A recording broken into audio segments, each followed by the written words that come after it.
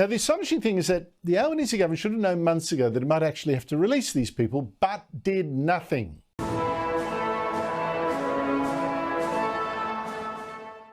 The leadership of Anthony Albanese is now in crisis. Well, what did you expect? Today, the first smell of death. Poor widow Wabbit.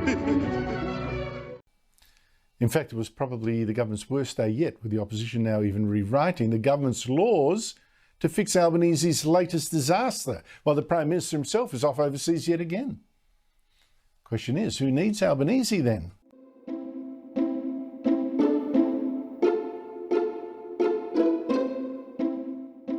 Remember this promise from before the election? If I'm Prime Minister, I won't go missing when the going gets tough, or pose for photos and then disappear when there's a job to be done. I'll show up, I'll step up, and I'll work every day to bring our country together.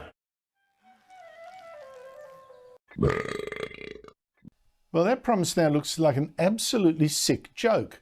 For a year and a half, Albanese's instead tried not to unite us, but divide us by race with his voice to Parliament, and now is off on his 20th foreign trip in 18 months, this time in San Francisco for an APEC meeting. So much for staying behind his desk and helping us.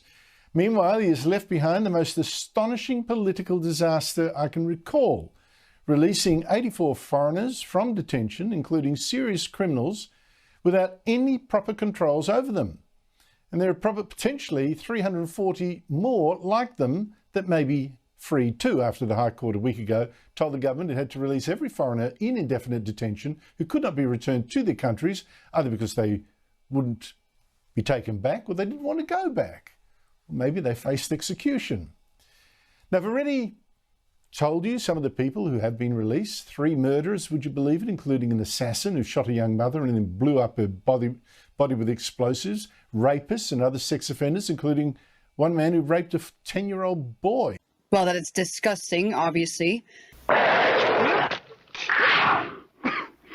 Among the hardcore criminals released into the Australian community under the Albanese Labor government are brothers Juma and Zachariah Chol.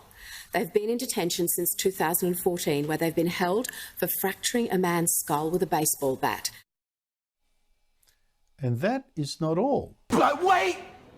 There's more! Hang on to your seat, baby, because this one's a screamer! With the help of immigration lawyer Simon Jeans, I've identified several other detainees who have either been released or could soon also be released under the terms of the High Court ruling. For instance, one is a member of Egypt's Islamic Jihad terrorist organisation. Would you believe it? There's an Afghan that ASIO said was also a security risk. There are 2 people smugglers.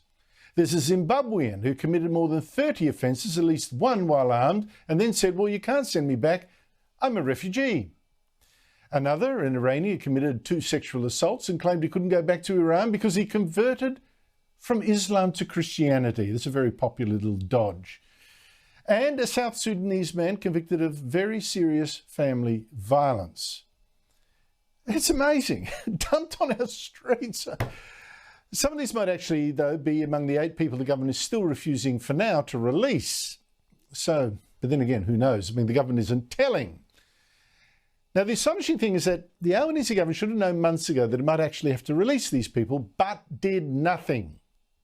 Now, should have realised in July that they should get ready for this day, because that was when the judge here in the case of that child rapist from Burma, which sort of unlocked all this, said actually this man, or refugee kind of person, he was in a hopeless position.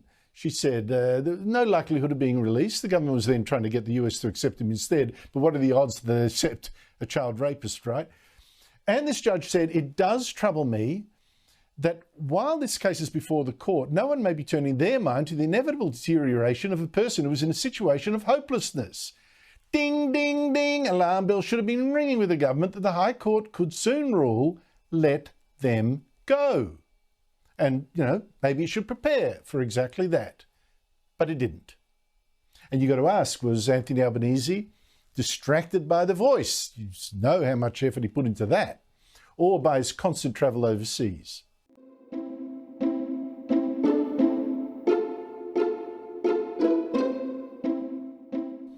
Sure enough, last week the High Court did say, let these people go, and the government, totally unprepared, did let them go, with almost zero control, with visa conditions it could not even enforce.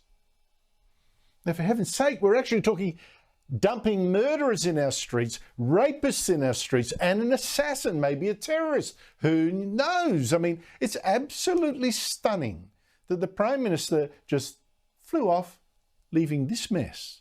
That's my style. I hope you've noticed that.